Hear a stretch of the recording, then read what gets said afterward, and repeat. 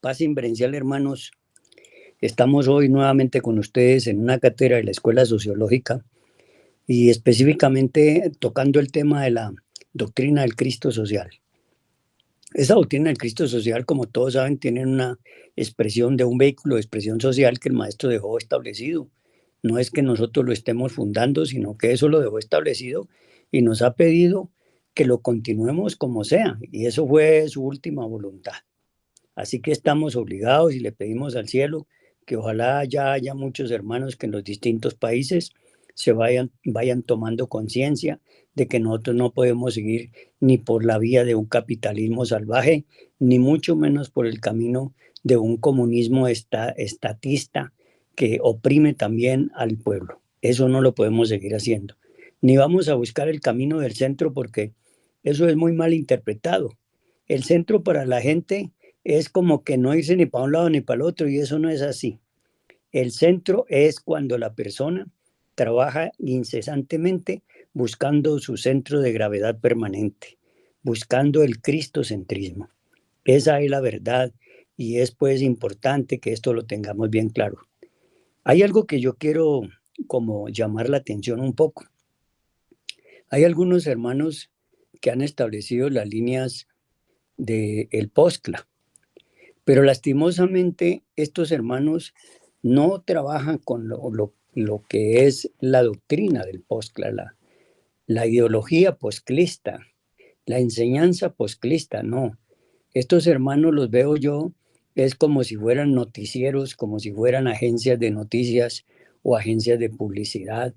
No desarrollan para nada ninguno de los temas que hay en los 4 o 5 libros del maestro que tocan concretamente este tema, como son transformación social de la humanidad, educación fundamental, el Cristo social, y no dejemos de lado a educación fundamental y tampoco la plataforma del Partido Socialista Cristiano Latinoamericano. Es una plataforma que obviamente habrá que darle una mirada para ver qué países y en qué condiciones se puede ir adoptando este sistema. Pero vuelvo a insistir, yo llamo la atención a los hermanos que están en la línea de querer hacer un postclismo o darle publicidad al postcla, que lo hagan con sensatez, que lo hagan atenidos a la enseñanza gnóstica samaeliana sobre el particular que el maestro desarrolló en estos libros. Hay temas tan interesantes, por ejemplo, para desarrollar, como por ejemplo en educación fundamental hay unos temas muy interesantes, como es las autoridades, que es el capítulo tercero, la disciplina, que es el capítulo cuarto, y el capítulo quinto, que es qué pensar, cómo pensar, amén de todos los demás capítulos que allí se encuentran. Y si nos ponemos a mirar el Cristo social, pues aquí sí que encontramos temas bien interesantes como pensamiento y materia, por ejemplo. Estas son, diría yo, el conocimiento muy expresivo de lo que el maestro nos enseña. Pero vamos a recordar un poco el proceso que el maestro nos entregara sobre el Cristo social. Nos dice el maestro que este libro de conciencia y ciencia revolucionaria está la doctrina política de regeneración social, política y económica del género humano. Óigase bien. De manera que para qué estamos hablando de que vacunas, hablando de que Putin sí es un líder, hablando de que China sí está muy bien, hablando de que los regímenes que están siendo manejados por ciertos presidentes de América Latina y del mundo son especiales. No es que nosotros estemos en favor de una causa X o Y, no.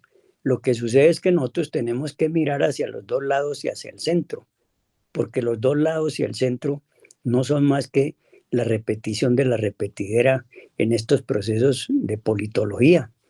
Y qué interesante sería que todos los estudiantes lleguemos a la conclusión de que por ese camino no vamos para ninguna parte, que es imposible que sigamos por ahí. Dice el maestro que la revolución de la conciencia permite la total realización y liberación por los hombres y los pueblos amantes de la libertad. O sea, si queremos buscar la libertad tenemos que ser revolucionarios de la conciencia. No podemos nosotros dedicarnos a otra cosa. Esa realización y la liberación de los hombres obviamente tiene que ser por ese camino y los pueblos amantes de la libertad. Dice, las revoluciones de sangre y aguardiente, de cañones y metralletas, embrutecen y bestializan a los hombres y pueblos, sometiéndolos a una eterna esclavitud. Y eso es lo que tenemos hoy día. Miren ustedes que cuando un gobernante con poder no puede apoderarse de territorios, entonces lo hace a través de la fuerza y de las armas. El maestro en el libro de Psicología Revolucionaria nos dice que somos los mismos bárbaros de antes. Lo que sucede es que ahora no se usan ni flechas, ni espadas, ni lanzas, ni armas hechas de piedra, sino que hoy en día se usan los cañones, se usan los cohetes teledirigidos, se usa el sistema de radar, se usa todo lo que simplifique la tecnología especial de la guerra, bombas de todo tipo.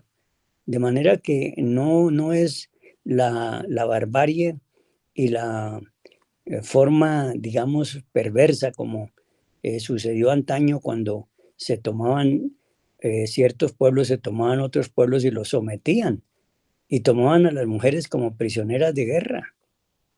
Hoy en día, pues se está haciendo algo parecido. Uno ve en la guerra de Ucrania cómo estos invasores de Ucrania, el señor Putin y los demás, no les cuesta ningún trabajo atropellar a las mujeres, a los niños y a quien sea. Y no con esto estamos diciendo que eso es X o Y ideología, no.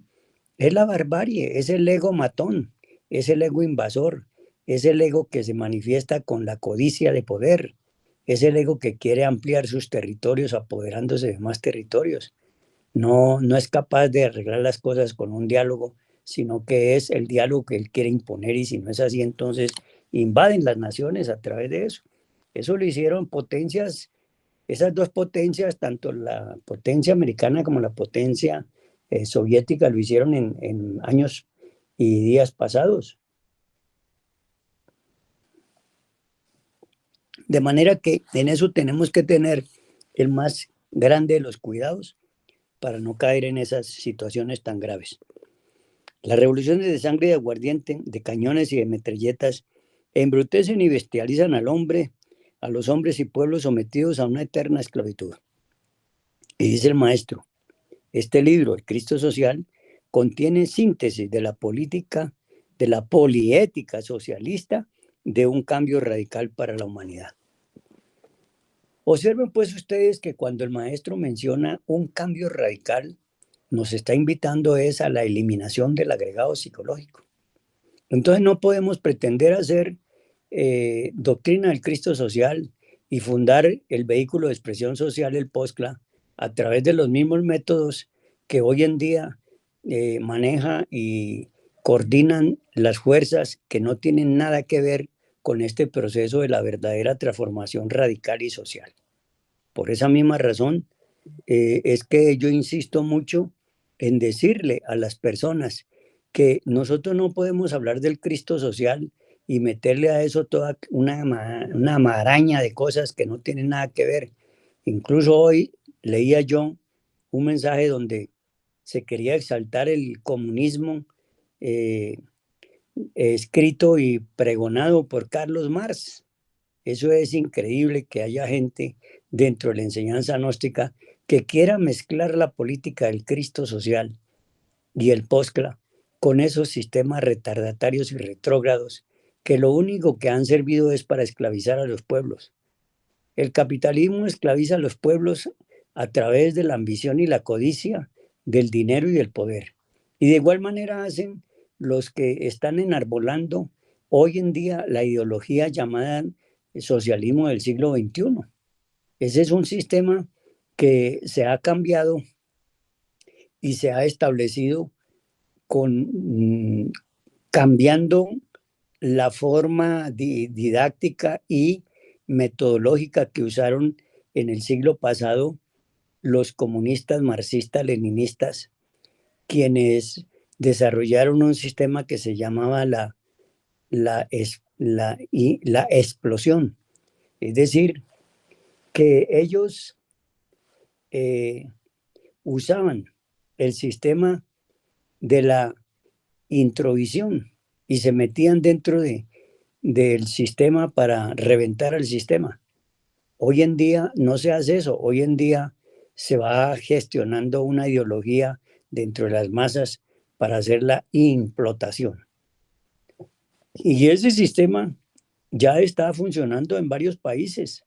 Eso lo sabemos. Entonces, distinguidos hermanos, hagamos un esfuerzo de que si vamos a hacer la doctrina del Cristo social, la hagamos pura, la hagamos amaeliana 100%. No sigamos aplaudiendo cosas que no sirven, sistemas e ideologías. A mí me parece que a los hermanos les va a tocar estudiar mucho lo que es la mente sensual y la mente intermedia. Cuando estudien la mente intermedia y la mente sensual, seguramente encontrarán que están metidos en esas dos mentes y que de ahí va a ser difícil que salgan, porque siguen es manipulados y manejados por la facultad más tosca del ser, que es la facultad intelectual. Así que por esa misma razón, desde aquí esta tribuna, llamamos a los hermanos de todos los países que estén pregonando la doctrina del Cristo social, que no la revuelvan, que no la mezclen con sistemas retrógrados, retardatarios, que son los sistemas del ego, que son los sistemas del cachón, como le decimos popularmente. Por ahí no es, hermanos, no se dejen confundir. Hay algunos hermanos que tienen unos argumentos muy valiosos, pero son argumentos que van en favor de las teorías materialistas, nada más de eso. Nosotros no somos ni dogmáticos espiritualistas, ni tampoco somos materialistas. De manera que tenemos que aprender a manejar el principio de la inteligencia del ser y no ser condicionados solamente por el saber. Esto pues lo hago como introducción para que los estudiantes aprendan y tengan conciencia de lo que están realmente haciendo y poniendo en práctica, porque es muy delicado y eso lo tenemos que ver con gran propiedad para que no nos alejemos del proceso que el maestro nos ha invitado a que tengamos un carácter de trabajo verdaderamente interesante sobre estos puntos tan fundamentales como son la doctrina del Cristo social.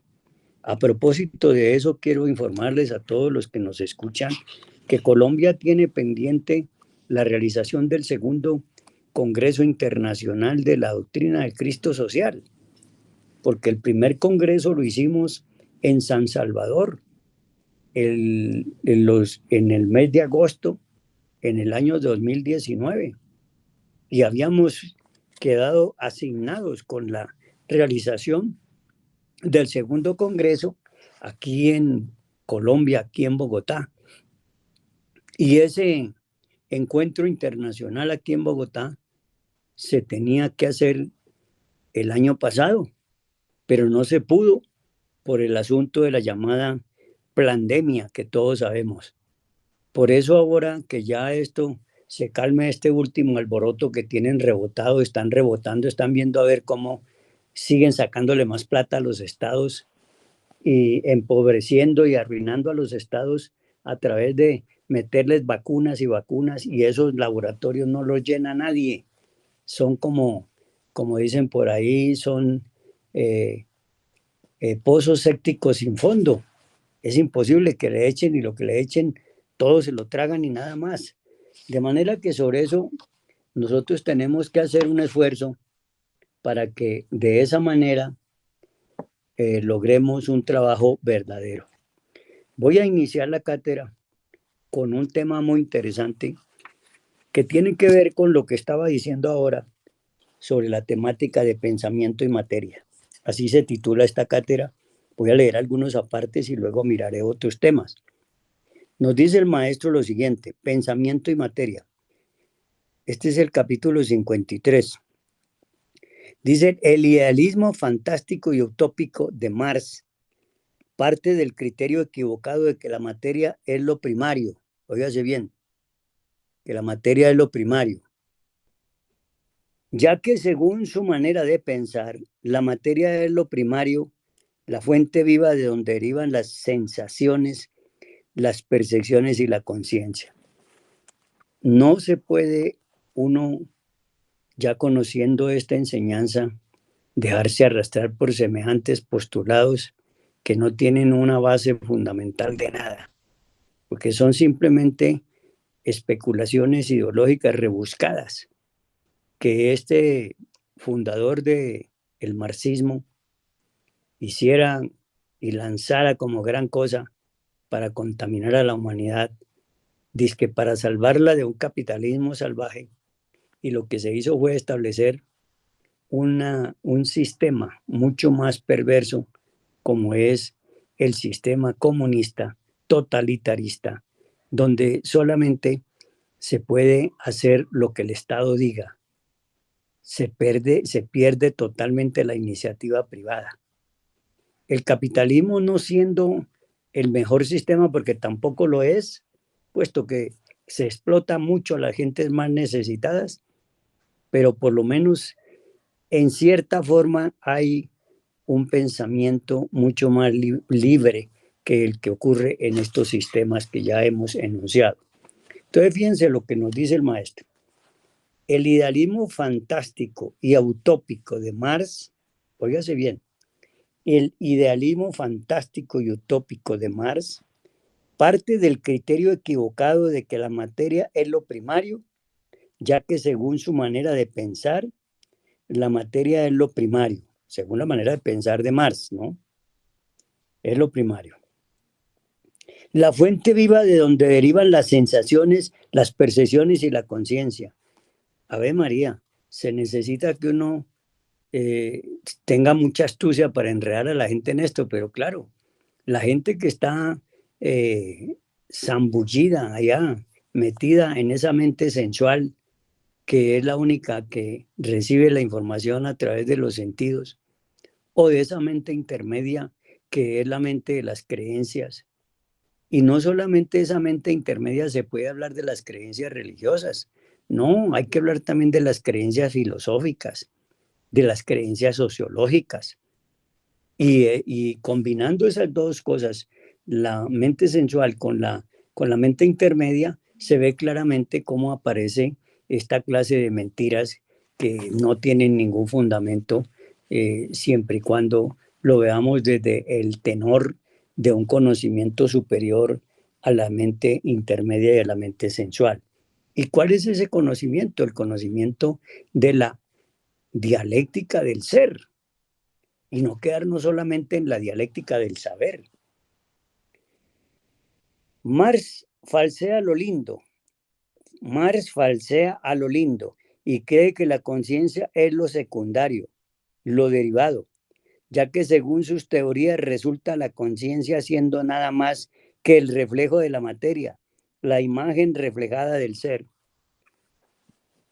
Miren ustedes todo lo que hay que estudiar del maestro Samael. Pero como se impuso esas teorías materialistas, pseudoespiritualistas, etcétera, etcétera, entonces la gente se fue por ese camino y se fundamentó estrictamente en la mente sensual y en la mente intermedia, donde están manejadas por la facultad, como he explicado, más tosca del ser. ¿Cuál es esa facultad más tosca del ser? Pues nada más ni nada menos que la facultad intelectiva del hombre. Dicho de otra manera, la lógica y la razón, que se fundamentan obviamente en el raciocinio. Y con esto no queremos decir que el maestro desprecie esta facultad, porque pues todos la tenemos y por lo menos nos sirve para rebuscarnos el pan de cada día y para supervivir en este mundo, para prepararnos y volvernos lo mejor que podamos para ganar el pan y el sustento de nosotros y de nuestras familias, y así de esa manera preparar también a las nuevas generaciones para que aprendan a defenderse en la vida. Eso no nos lo está diciendo el maestro que no lo hagamos, él lo que nos está diciendo es que tomemos en cuenta cuál es la base fundamental de estas teorías. Esta teoría esparcida y definida por este señor llamado Carlos Marx. De manera que tengan pues muy presente este asunto para que no se llamen a engaño. Yo vuelvo a leerles esta parte porque me parece de mucho interés. El idealismo fantástico y utópico de Marx parte del criterio equivocado de que la materia es lo primario, ya que según su manera de pensar, la materia es lo primario, la fuente viva de donde derivan las sensaciones, las percepciones y la conciencia.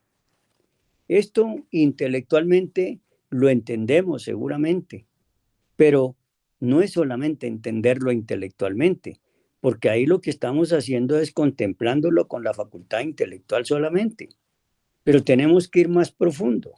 Y para poder ir más profundo, tenemos que prepararnos en un trabajo que se llama la disolución, la eliminación del agregado psicológico.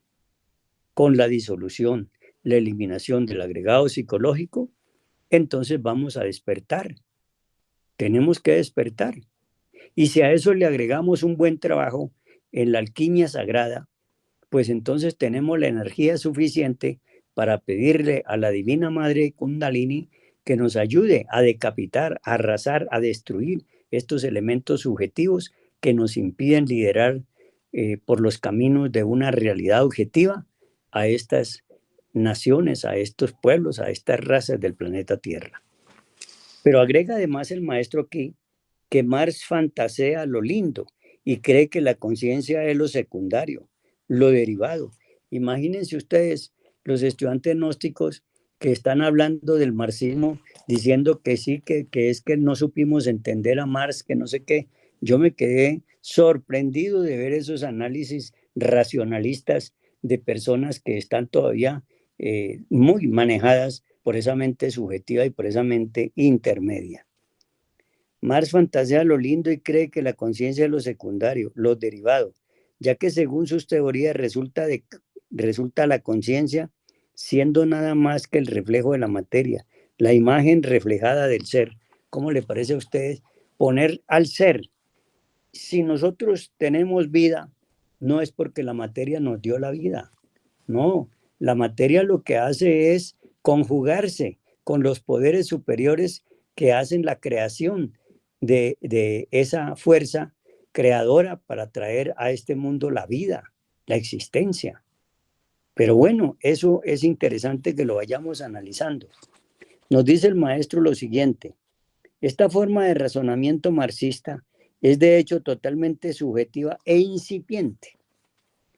Imagínense los hermanos que están ahora diciéndonos que lo que pasa es que no entendimos las teorías marxistas, porque el comunismo el comunismo expuesto por Marx es lo mejor porque obviamente no se entendió a Marx. Yo quiero decirle a estas personas que no es que tengamos que entender a Marx por sus teorías marxistas. Le quiero recordar a los hermanos que no se han tomado la molestia de estudiar los libros del maestro, que él nos cuenta en uno de sus libros cómo él, estando en los mundos infernales, encontró a Carlos Marx. Y cuando se encontró con Carlos Marx en los mundos internos, le preguntó a Carlos Marx que qué había pasado con su teoría marxista. Y cuenta el maestro que Carlos Marx soltó la carcajada y se fue riendo. Y la percepción que el maestro tuvo por su sistema telepático es que Marx estaba muerto de la risa porque se estaba burlando de todos los que había dejado engrupidos con su tesis y con sus teorías marxistas. Esa es la verdad. Y solo un hombre con conciencia, un hombre con mente interior y conciencia despierta puede comprobar estas cosas. Los demás, pues nos sujetamos es a lo que nos dicen y a lo que decimos y no tenemos en conciencia nada. Esa es la verdad. Esta forma de razonamiento marxista es de hecho totalmente subjetiva e incipiente. El racionamiento objetivo es más claro, más profundo. Nosotros rechazamos de plano el razonamiento subjetivo.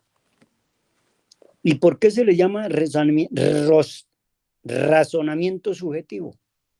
Porque para poderlo manejar tiene que ser la facultad que el maestro llama la facultad más tosca del ser, o sea, el intelecto, el que recibe a través del centro formativo o lo que comúnmente llamamos memoria mecánica, el depósito de todas las, como dice el maestro, el depósito de todos los elementos que no tienen ningún valor.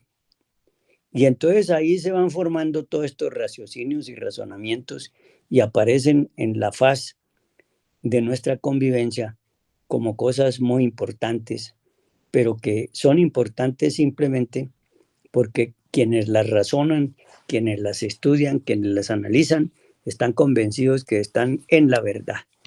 Y ahí no hay ninguna verdad, ahí lo que hay es una oscuridad total. Eso de que materia es lo primero, la fuente viva de donde derivan las sensaciones, las percepciones y la conciencia, resulta ser algo muy socorrido. Vean ustedes, algo muy socorrido, porque usa la jerga marxista para evadir la discusión de fondo. Vean ustedes, eso de que la materia es lo primero y la fuente viva de donde derivan las sensaciones, las percepciones y la conciencia, resulta ser algo muy socorrido, que usa la jerga marxista para evadir la discusión de fondo. Es decir, cuando uno se pone a analizar y a hacer un raciocinio para tratar de hacer una confrontación lógica, que es lo que da para hacer en este momento, y uno llegar a la conclusión de que la materia es primero antes que la conciencia, pues uno se queda completamente sorprendido, porque todos sabemos que la materia es energía, y eso nos lo va a explicar aquí el maestro concretamente. Por eso no me adelanto a decir nada hasta que no sigamos leyendo esta parte. Eso de que materia es lo primero, la fuente viva de donde derivan las sensaciones, las percepciones y la conciencia, resulta ser algo muy socorrido que usa la jerga marxista para evadir la discusión a fondo. Hoy los mismos sabios rusos dicen que la materia no es lo primario, que lo primario es la promateria. Miren ustedes, aquí ya hay una forma o mejor una información que nos han dado en la época aquella llamada de la Unión Soviética o Unión de Repúblicas Socialistas Soviéticas que imperó en el siglo pasado. Ahí nos habla claramente esta enseñanza de que nosotros no podemos aceptar esto porque los mismos rusos de esa época están hablando de que la materia no es lo primario. Dice que lo primario es la promateria. Y la palabra promateria es algo que se relaciona a antes de la materia.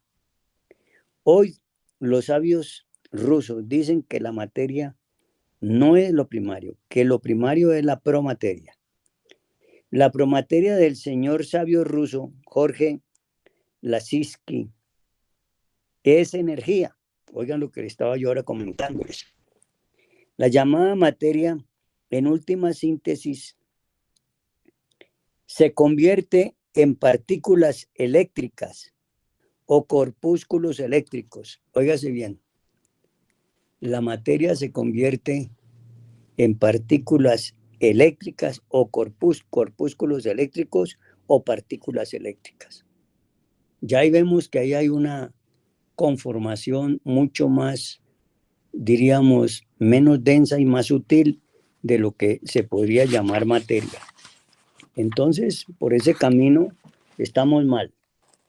Toda materia en última síntesis se desintegra para regresar al océano de la promateria. Óigase bien, toda materia en última síntesis se desintegra para regresar al océano de la promateria. convertida en corpúsculos eléctricos útiles para nuevas formas materiales. O sea, al regresar esa materia se vuelve promateria y se usa precisamente para formar corpúsculos eléctricos y engendrar otro tipo de energía o materia. El maestro explica en una cátedra sobre el sacrificio por la humanidad que hay un fenómeno donde se habla del sacrificio y de sacrificar el sufrimiento.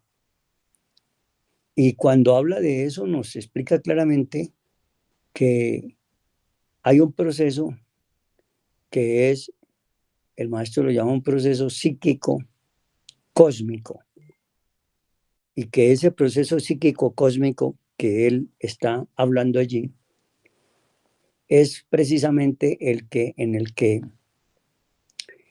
el sacrificio hace un juego y cambia ese sistema o esa materia o esos objetos materiales mediante el sacrificio se transforman en otra materia diferente, distinta, pero que integra, ayuda, sirve.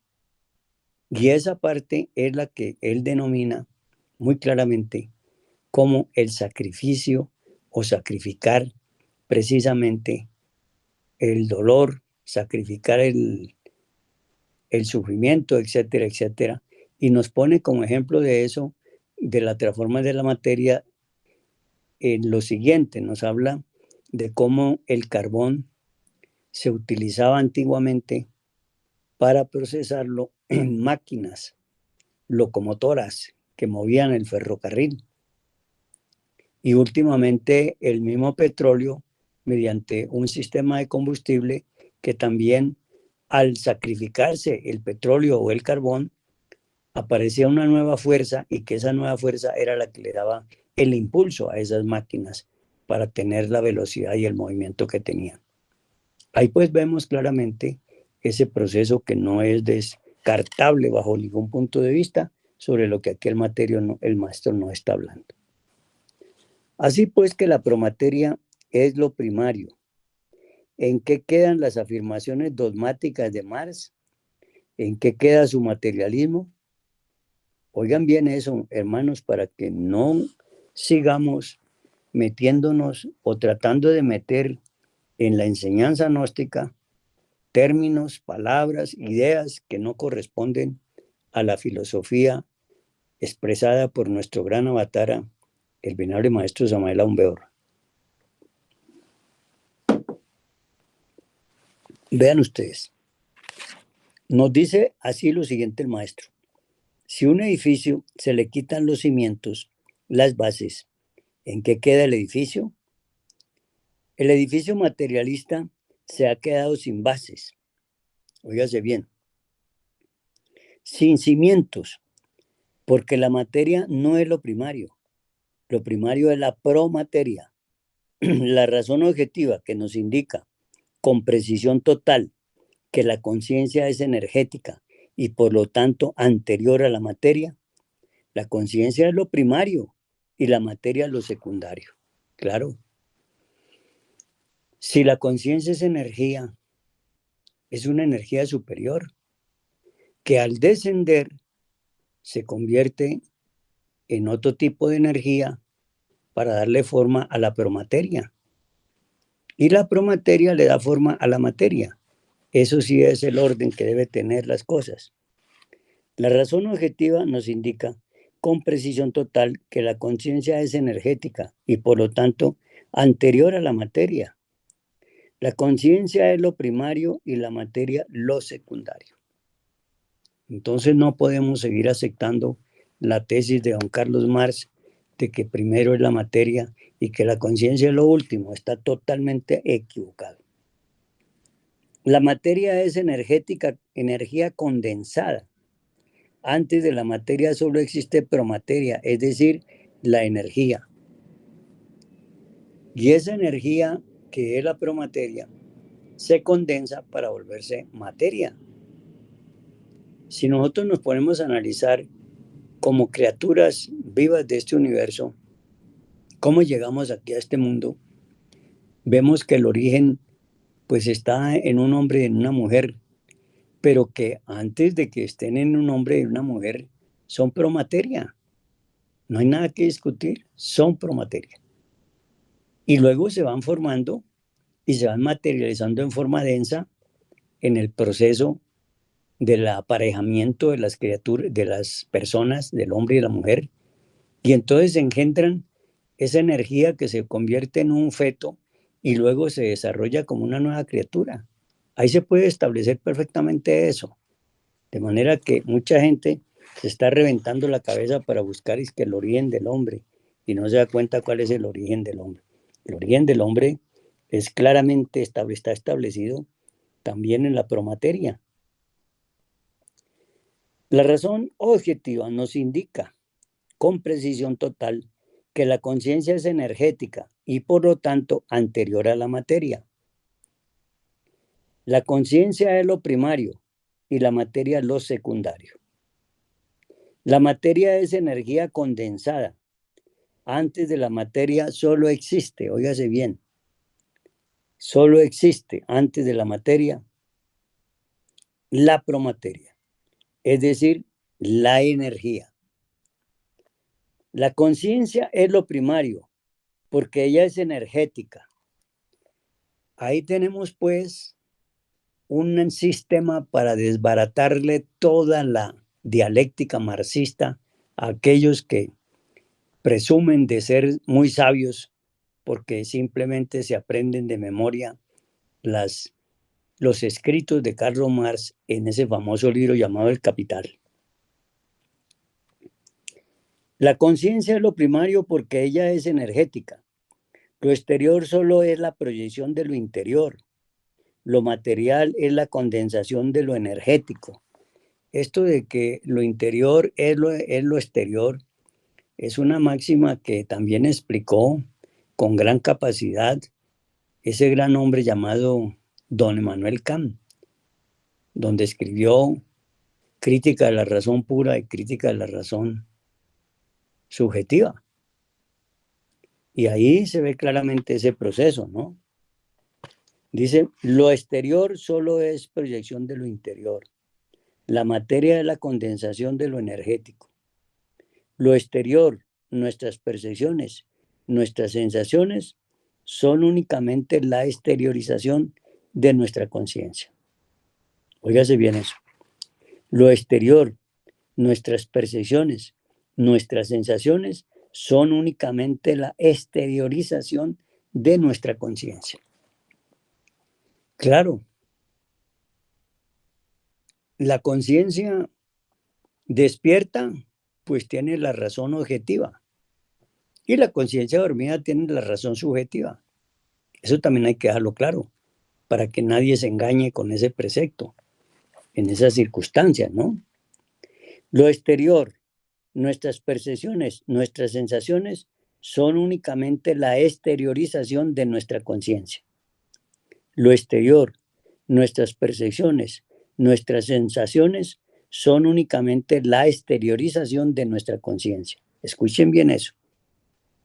Lo exterior solo es la proyección de lo interior. Lo material es la condensación de lo energético. Lo exterior, nuestras percepciones, nuestras sensaciones, son únicamente la exteriorización de nuestra conciencia. El cerebro está hecho para elaborar el pensamiento, pero no es el pensamiento. Esa es otra cosa que los marxistas no tienen ni la menor idea. Que el cerebro lo que hace es elaborar el pensamiento. Pero fíjense que el cerebro no es la mente, ni la mente es el cerebro. Eso está bien claro. Ni los pensamientos son el cerebro tampoco. Fueron organizados por el cerebro mediante un sistema especial que el cerebro tiene para darle forma ideológica a un pensamiento o a un sentimiento o a una acción. Eso es lo real y lo verdadero. Dice, el cerebro es tan solo el vehículo de la mente. El cerebro no es la mente. Escuchen bien eso. El cerebro está hecho para elaborar el pensamiento, pero no es el pensamiento tampoco. El cerebro es tan solo el vehículo de la mente. El cerebro es la mente. El cerebro no es la mente. Dice el maestro Engels, el segundo don de Carlos Marx, dice, el problema de la relación entre el pensar y el ser, entre el espíritu y la naturaleza, es el problema supremo de toda la filosofía. Óigase bien eso que dice el señor Engels. Engels, el segundón de Carlos Marx, dice, el problema de la relación entre el pensar y el ser, entre el espíritu y la naturaleza, es el problema supremo de toda filosofía. Aquí el señor Engels está reconociendo que no se puede estar en esa premisa que nos señala prácticamente Carlos Marx, es lo que yo entiendo. Los filósofos se dividen en dos grandes cuerpos según la contestación que diesen a esta pregunta. Los que afirmaban el carácter primario del espíritu frente a la naturaleza, formaban el campo del idealismo. Los otros, los que reputaban la naturaleza como lo primario, figuraban en las diversas escuelas del materialismo. Bueno, ahí ven ustedes cuál es el origen del espiritualismo y del materialismo. Vuelvo a leer eso porque es bueno que les quede claro. Los filósofos se dividían en dos grandes campos según la contestación que diesen a esta pregunta. Los que afirmaban el carácter primario del espíritu frente a la naturaleza formaban el campo del idealismo. Los otros, los que reputaban la naturaleza como lo primario, figuraban en las diversas escuelas del materialismo. Ahí está pues bien claro de dónde surgen esas dos escuelas y cómo surgen.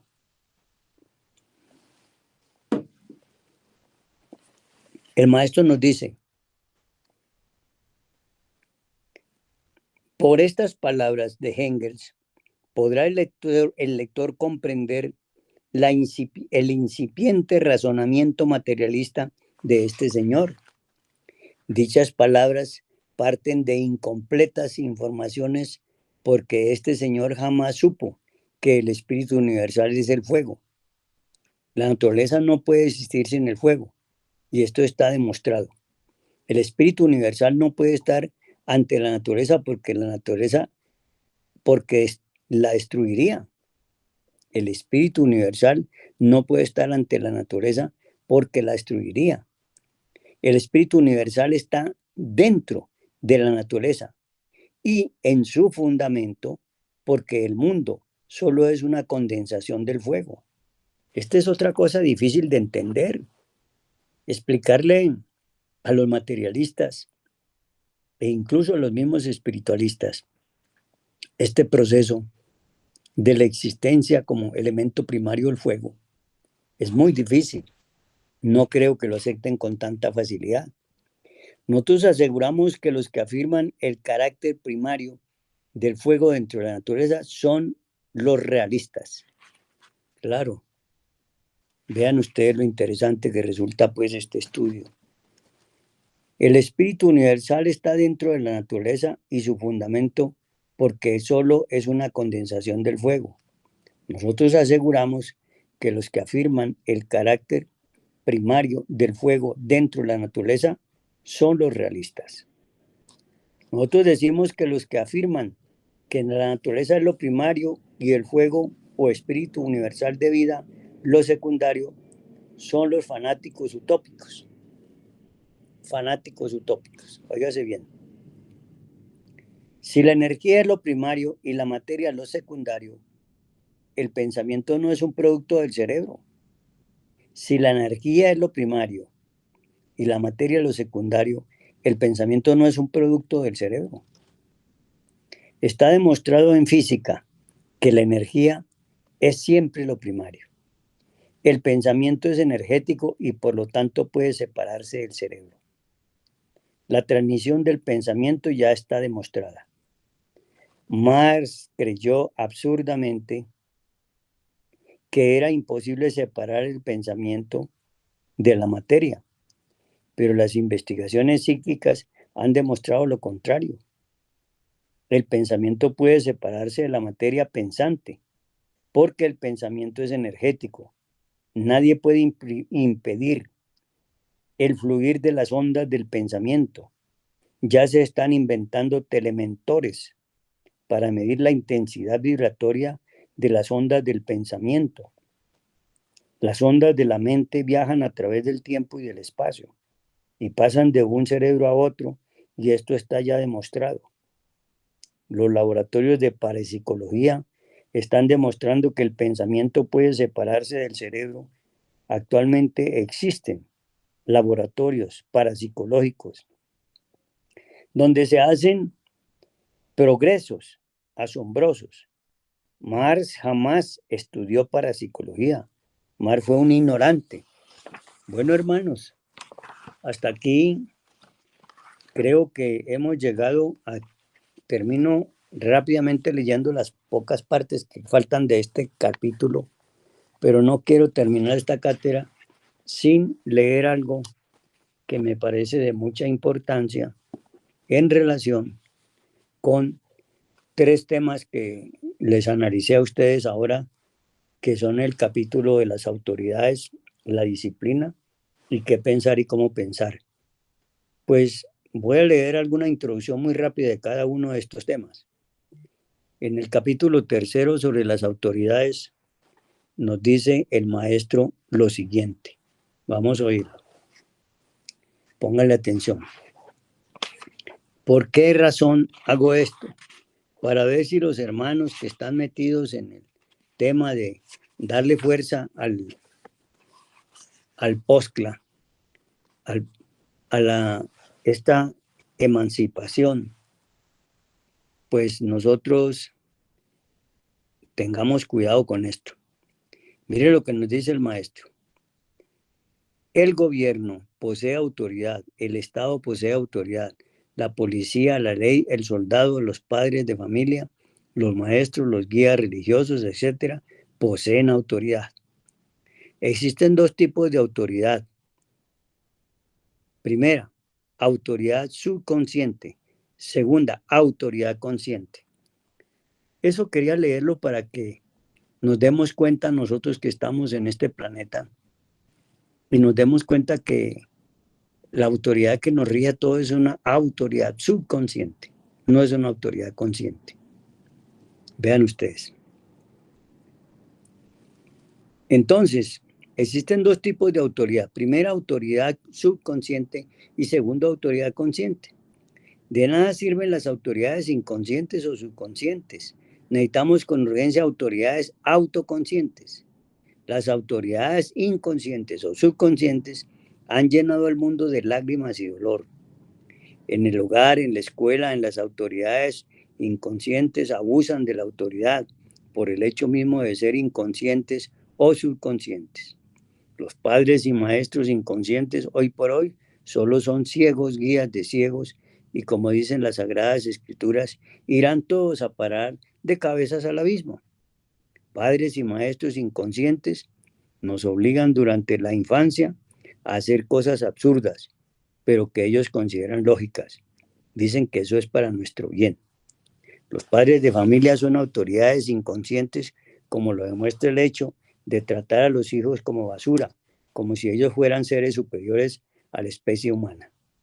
Los maestros y maestras resultan odiando a determinados alumnos o alumnas y mirando o consintiendo a otros. A veces castigan severamente a cualquier estudiante odiado, aun cuando este último no sea un perverso, y premian con magníficas calificaciones a muchos alumnos o alumnas consentidas que verdaderamente no se las merecen. Padres de familia y maestros de escuela dictan normas equivocadas para los niños, niñas, jóvenes, señoritas, etc. Las autoridades que no tienen autoridad consciente, solo cosas absurdas pueden hacer. Necesitamos autoridades autoconscientes. Entiéndase por autoconscientes el conocimiento íntegro de sí mismo, el total conocimiento de todos nuestros valores internos. Solo aquel que posee de verdad pleno conocimiento de sí mismo está despierto en forma íntegra. Eso es ser autoconsciente. Entonces, fíjese que al leer ese pequeño parte que he leído de ese capítulo y que después tendremos que seguir estudiándolo, ve uno cosas muy interesantes. Luego vemos el capítulo titulado La disciplina, que es otro capítulo que tenemos que saber manejar con mucho cuidado. Miren lo que nos dice el maestro. La disciplina, capítulo 4. Los maestros de escuela, colegios y universidades le dan muchísima importancia a la disciplina y nosotros debemos estudiarla en este capítulo detenidamente. Todos los que hemos pasado por escuelas, colegios, universidades, etcétera, sabemos bien lo que son las distintas reglas, férulas, regaños, etcétera, etcétera. Disciplina es eso que se llama cultivo de la resistencia. A los maestros de escuela les encanta cultivar la resistencia. Qué interesante esto, que ojalá lo podamos explicar en otra cátedra. Se nos enseña a resistir, a erigir algo contra alguna otra cosa. Se nos enseña a resistir las tentaciones de la carne y nos azotamos y hacemos penitencias para resistir. Se nos enseña a resistir las tentaciones que trae la pereza, las tentaciones de no estudiar, de no ir a la escuela, jugar, reír, burlarnos de los maestros, violar los reglamentos, etcétera, etcétera. Los maestros y maestras tienen el concepto equivocado de que mediante la disciplina podemos comprender la necesidad de respetar el orden de la escuela, la necesidad de estudiar y guardar compostura ante los maestros, portarnos bien con los condiscípulos.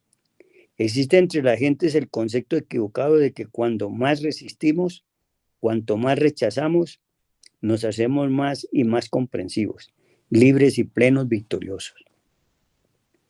No quieren darse cuenta la gente que cuando más luchamos contra algo, cuando más lo resistimos, cuando más lo rechazamos, menos es la comprensión. Esto es muy interesante. Hay que partir de la base, pues, de la comprensión. Si luchamos contra el vicio de la bebida, esta desaparecerá por un tiempo, pero como no la hemos comprendido a fondo, en todos los niveles de la mente, esta retomará después cuando nos descuidemos la guardia y viviremos de una vez por todo el año. Si rechazamos el vicio de la fornicación por un tiempo, seremos muy castos en apariencia, aun cuando en otros niveles de la mente continuemos siendo espantosamente sátiros, como lo pueden demostrar los sueños eróticos y las poluciones nocturnas. Y después volvemos con más fuerza a nuestras antiguas andanzas de fornicarios y redentos, debido al hecho concreto de no haber comprendido a fondo lo que es la fornicación. Entonces, fíjense ustedes lo interesante de esta cátedra. Solo con plena ausencia de disciplina, solo en libertad auténtica, surge en la mente la llamarada ardiente de la comprensión. Esto hay que estudiarlo muy bien porque cualquiera dice, no, así ve, eso de la disciplina es una tiranía. No, eso explica otras cosas. Y ya en la última parte que les quiero leer muy brevemente como para entusiasmarlos un poco, es el capítulo que tiene que ver con el qué pensar y cómo pensar, es el capítulo quinto. Capítulo quinto, oigan bien ustedes, es muy importante que tengamos en cuenta este capítulo quinto, porque cuando lo tenemos en cuenta, pues podemos perfectamente hablar un poco sobre cosas bien interesantes. El capítulo quinto, que se titula ¿Qué pensar y cómo pensar?, nos dice el maestro lo siguiente. En nuestro hogar y en nuestra escuela, los padres de familia y maestros nos dicen lo que debemos pensar, pero jamás en la vida nos enseñaron cómo pensar. Saber qué pensar es realmente muy fácil. Nuestros padres, maestros, tutores, autores de libros, etcétera, etcétera, Cada uno es un dictador a su modo. Cada cual quiere que pensemos en sus dictados, exigencias, teorías, prejuicios, etc. Los dictadores de la mente abundan como la mala hierba. Existe por doquiera una tendencia perversa a esclavizar la mente ajena, a embotellarla, a obligarla a vivir dentro de determinadas normas, prejuicios, escuelas, etc. Los militares y millones de dictadores de la mente jamás han querido respetar la libertad mental de nadie. Si alguien no piensa como ellos, es calificado de perverso, renegado, ignorante, etcétera, etcétera. Todo el mundo quiere esclavizar a todo el mundo. Todo el mundo quiere atropellar la libertad intelectual de los demás. Nadie quiere respetar la libertad de pensamiento ajeno.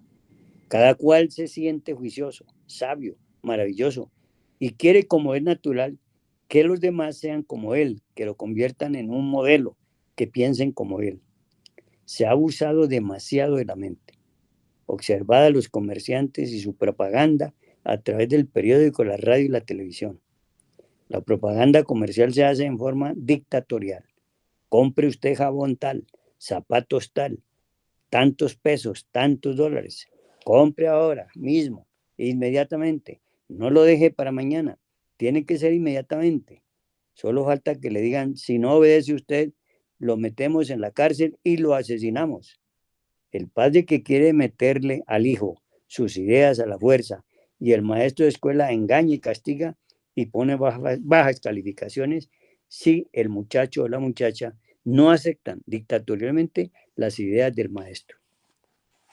Media humanidad quiere esclavizar a la mente ajena. Óigase bien. Como pueden darse cuenta ustedes, este es un tratado muy interesante. La tendencia a esclavizar la mente de los demás resalta a simple vista cuando estudiamos la página negra de la negra historia. Bueno, hermanos, hemos leído pues estos apartes muy rápido con el ánimo de que ustedes se den cuenta que hay mucho material para estudiar la doctrina del Cristo y no seguir, hermanos, con esa tendencia de querer solamente hablar de noticias, de cosas que llegaron, de lo que hizo fulanito, de los líderes aquellos, bueno, de una cantidad de cosas que no son nada más que sabor vida. Y ahí nos quedamos metidos en eso. Así que agradecemos infinitamente a todos los estudiantes y personas que nos han escuchado y esperamos que ojalá tomen en cuenta los libros que hemos estado estudiando del maestro para poder formar en América Latina la doctrina del Cristo social, que nos va a llevar a formar el vehículo de expresión social denominado el POSCLA, Partido Socialista Cristiano Latinoamericano, partido que fue ordenado al maestro que lo creara por orden de la Logia Blanca. No es para nada un capricho ni es una figuración politiquera que tuvo el maestro cuando habló de este tema. Lo que sucede es que los dirigentes antiguos de las épocas del siglo pasado no permitieron que se formara esta gran fuerza que hubiera podido capitalizar muy bien nuestra iglesia y nuestro movimiento. Pero fíjense ustedes que no fue posible eso porque no lo dejaron los mismos estudiantes, los mismos dirigentes.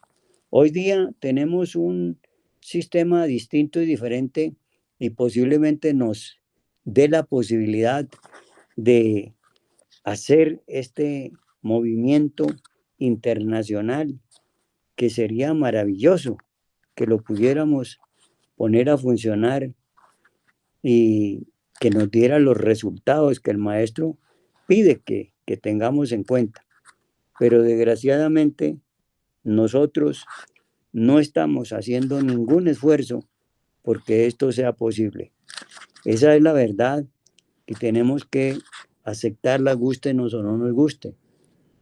De manera que hay pues necesidad de crear entre nosotros este proceso que es de tanta importancia.